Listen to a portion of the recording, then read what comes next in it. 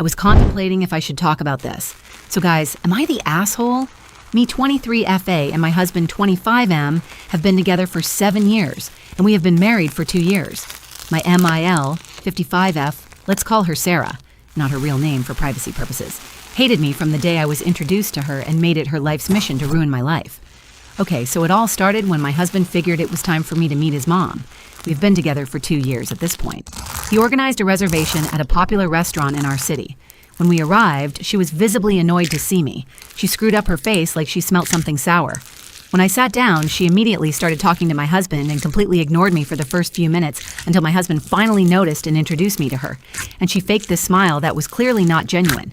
So I smiled back and went in for a hug, which she swiftly moved away to avoid it. So I backed away and sat back down and continued with the dinner.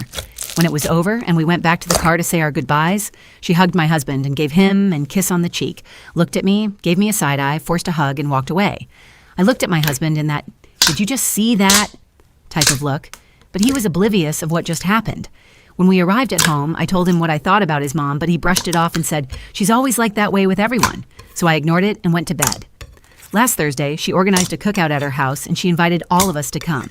We arrived late around the time for dinner. The place was packed. I had to navigate my way to the kitchen. Side note, I'm allergic to egg. I would end up going into anaphylactic shock, and she knew this. When we were preparing to eat, she brought out this huge cake and gave us all a slice. Before I ate a piece, I asked her if the cake had any egg, and she told me no in this annoyed tone. So I didn't bother, and I began to eat. As soon as I swallowed the first bite, I immediately knew something was wrong. I went into anaphylactic shock, and at that moment, I knew she lied about the egg. Thankfully, I had an EpiPen in my purse, which my husband quickly grabbed and injected me while someone called an ambulance.